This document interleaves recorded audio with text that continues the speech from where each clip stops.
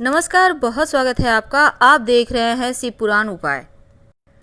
अगर आप हमसे अभी अभी जुड़े हैं तो प्लीज़ चैनल को सब्सक्राइब कर लें और पसंद आए तो वीडियो को लाइक करें। कमेंट में हर हर महादेव जरूर लिखें। नवरात्र के 7वें दिन माँ कालरात्रि की आराधना की जाती है। माँ कालरात्रि की आराधना करने से शत्रु विरोधी शांत रहते हैं और आपके सोचने समझने की शक्ति अद्भुत हो जाती है और माँ की आराधना करने से शनिदेव भी शांत रहते हैं।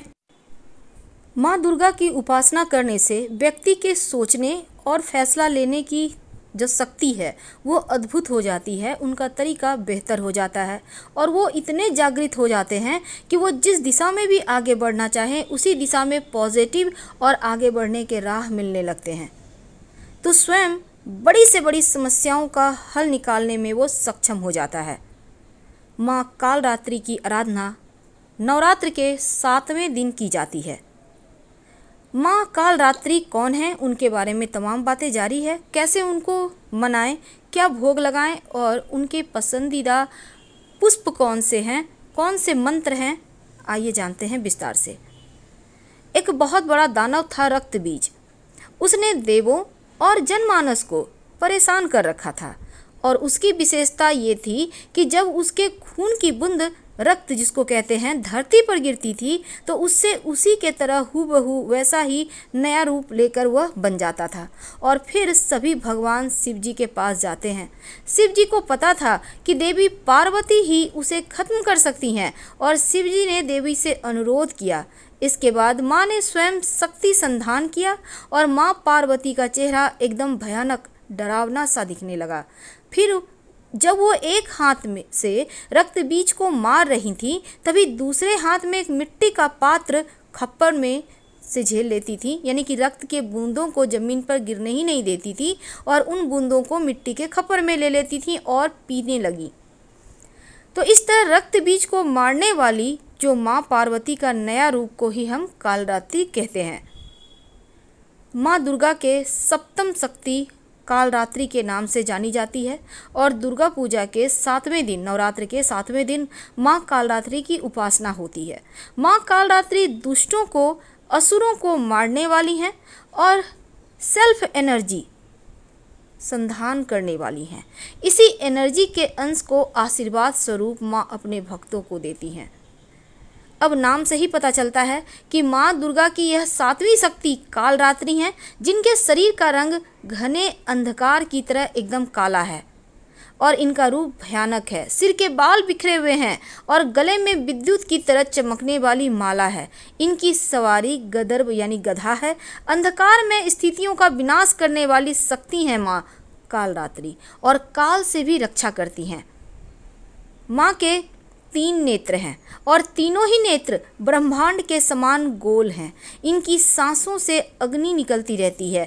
गंधर्व की सवारी करती हैं। ऊपर उठे हुए दाहिने हाथ में की जो मुद्रा है भक्तों को वर देती है और दाहिने हाथ की तरफ नीचे वाली मुद्रा अभय मुद्रा में है। बाएं तरफ के ऊपर वाले हाथ में लोहे का कांटा है और नीचे वाले हाथ में खड्ग है। इनका रूप भले ही भयंकर हो लेकिन यह सदैव शुभ फल देने वाली माँ है, इसीलिए इनका नाम शुभंकरी भी है। आइए जानते हैं, इस दिन माँ कालरात्रि की पूजा करने से शनि संबंधी तमाम दोषों से भी मुक्ति मिलती है। शनिदेव को प्रसन्न किया जाता है और माँ कालरात्रि को प्रसन्न करने से शत्रु विरोधी कभी आपका कुछ बिगाड़ ही नहीं सकते। नेगेटिव एनर्जी, तंत्र मंत्र का असर भी आप पर नहीं होता। माँ कालरात्रि की पूजा करने से जीवन में आने वाले हर संकटों से रक्षा होती है और शत्रु और दुष्टों का संहार करती है माँ। और इनके पूजा से तनाव दूर होता है, अज्ञात भय, बुरी शक्तियाँ भी दूर होती हैं। माँ कालरात्रि का रंग कृष्ण वर्ण का है और कृष्ण वर्ण के कारण इन्हें कालरात्रि कहा जाता है। माँ कालरात्रि नवदुर्गा का 7वां स्वरूप है और इनका रंग काला है। ये 3 नेत्रधारी हैं और माँ कालरात्रि के गले में विद्युत की अद्भुत माला है। इनके हाथों में खड्ग और कांटा है और गधा इनका वाहन है। लेकिन ये भक्तों का हमेशा कल्याण करती है, इसीलिए इन्हें शुभंकरी भी कहते हैं। तो आप सुबह सुबह स्नान वगैरह करके घर की जब सफाई कीजिएगा, उसके बाद सबसे पहले तो स्नान वगैरह करके आप स्वच्छ वस्त्र धारण करें, और ये वस्त्र होगा, अगर आप सफ़ेद या लाल रंग के कपड़े पहने तो ज़्यादा अच्छा है। हालांकि माँ की पूजा आधी रात में करने का भी विधान है, उसके बारे में भी हम बताएंगे, लेकिन सबसे पहले सिंपल तरीके से आप सुबह के समय कैसे पूजा करेंगे। सबसे पहले तो एक घी का एक मुखी दीपक जलाइए। इस दीपक में लाल धागे की बाती होगी और 2 लौंग दीपक में होंगे। अब दिया जलाइए और दीपक के नीचे आसन फूलों की पंखुड़ी या फिर अक्षत का दीजिए तो अच्छा है। अब माँ को लाल पुष्प यानी लाल गुड़हल के पुष्प अति प्रिय हैं। नवरात्र में किसी भी दिन अगर लाल गुड़हल की पुष्प की माला आप माता रानी को पहना दें तो बड़े से बड़े शत्रु विरोधी भी शांत होते हैं और जीवन में उन्नति के मार्ग खुलते हैं। माँ को गुड़ का भोग अति प्रिय है, तो जब आप पूजा कीजिएगा तो एक पात्र में गुड़ का भोग उनको लगाइएगा, और जब गुड़ का भोग लगाएं तो आधा आधा यानी कि गुड़ के भोग को 2 हिस्सा कर लीजिएगा। भोग लगाने के बाद आधा आप पूरे परिवार के साथ खाइएगा और आधा ब्राह्मण को दान दे दें, पास के मंदिर में रख दें या किसी गरीब को दे दें। ये जो गुड़ है आधा, इससे क्या होगा, जीवन में खुशियाँ आती रहेगी। अब माता रानी को प्रसन्न करने के लिए आप रात में एक छोटा सा प्रयोग कीजिएगा। रात यानी कि करीब रात 11 से 1 के बीच कर सकते हैं यह प्रयोग। नहा धो लें, स्नान वगैरह करके फ्रेश कपड़े पहन लें, सफ़ेद या लाल रंग का वस्त्र धारण कीजिए। अब अपने ही घर में माता रानी के सामने एक घी का दिया जलाइए। दीपक जलाकर आप बैठ जाइए। दीपक ठीक उसी प्रकार से होगा, लाल धागे की बाती होगी और 2 लौंग होगा। फिर माता रानी को गुड़ का भोग लगाएं। अब वहाँ पर बैठकर आपको एक और काम करना है। आपको चाहिए होगा 108 लौंग, याद रखिए 108 लौंग। अब ये लौंग आप एक बार अच्छे से सब फ्रेश लौंग देखकर चुनकर एक जगह एक साइड में इकट्ठा करके रख लीजिए एक पात्र में, और आप बैठ जाइए। इसके बाद आप एक मंत्र है, ओम ऐं ह्रीं क्लीं चामुंडाय विच्चे, ओम ऐं ह्रीं क्लीं चामुंडाय विच्चे। इस मंत्र का जप एक करिए और एक लौंग माता रानी को अर्पित कीजिए। फिर मंत्र जपिए, फिर लौंग अर्पित कीजिए, यानी 108 बार में 108 मंत्र और 108 लौंग अर्पित किए जाएंगे। फिर तमाम लौंग को इकट्ठा करके अग्नि में डालकर जला दें, और ये लौंग जलाने के बाद माता रानी से प्रार्थना करें। आपके शत्रु विरोधी शांत हो जाएंगे, वो आपको फिर कभी नुकसान नहीं पहुंचा पाएंगे। और जब ये प्रक्रिया कीजिएगा शांत रह के कीजिएगा, और जैसे आप बीच बीच में बात नहीं करना है। और ये आप रात में ही भी जला सकते हैं, खुले स्थान पर बालकनी वगैरह में साइड में आ जाइए, किसी भी चीज़ के सहारे जला सकते हैं, जैसे कि गोबर के कंडे होते हैं ना उपले, उसके सहारे जला दें, या किसी भी चीज़ के सहारे आप जैसे मर्जी वैसे ही जला दें, कोई दिक्कत नहीं है, जलाने में दोष नहीं है। आपके शत्रु विरोधी दोबारा से आपको कभी परेशान नहीं करेंगे।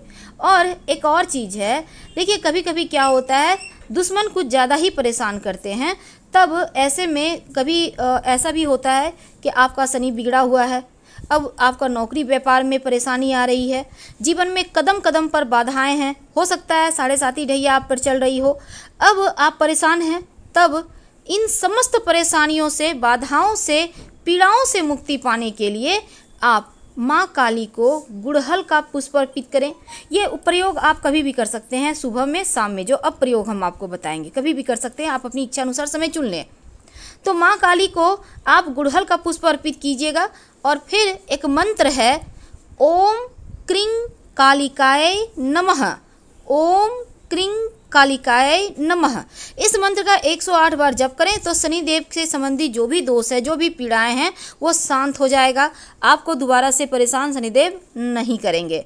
और शनिदेव के भी मंत्र का इस दिन जप करने का विधान है, ताकि आपका शनि बेहतर रहे और माँ के कृपा से शनिदेव का आशीर्वाद भी आप पर मिलता रहे। तो शनिदेव का मंत्र है, ओम शं शनिश्चराय नमः, ओम शं शनिश्चराय नमः। इस मंत्र का भी 108 बार जप कीजिएगा, प्रार्थना कीजिएगा, शनि पीड़ा शांत हो जाएगी और जीवन में ढेर सारी खुशियाँ आएंगी। तो ये तो थी 7वें दिन, नवरात्र के 7वें दिन माँ कालरात्रि की पूजा कैसे करें और कैसे उनको मनाएं। तो माँ को गुड़ का भोग जरूर लगाइए और माँ के मंत्रों का भी जप करें। आप चाहें तो सप्तशती का पाठ कर सकते हैं। लेकिन जो गुड़ आपने भोग लगाया है, आधा गुड़ आप अपने परिवार के साथ मिल बांट कर खाएं और आधा किसी को दान कर दें। किसी पास के मंदिर में रखा सकते हैं। लेकिन माँ की उपासना किसी को नुकसान पहुँचाने के लिए मत कीजिएगा, अपनी भलाई के लिए कीजिए तो अच्छा है। माँ का मंत्र है नवान्न मंत्र, ओम ऐं ह्रीं क्लीं चामुंडाय विच्चे, ओम ऐं ह्रीं क्लीं चामुंडाय विच्चे। आप इसी मंत्र को पढ़कर 108 लौंग की आहुति दीजिएगा। तो हम आपसे विदा लेते हैं। जानकारी अच्छी लगे तो लाइक कर सब्सक्राइब करें। हर हर महादेव। धन्यवाद।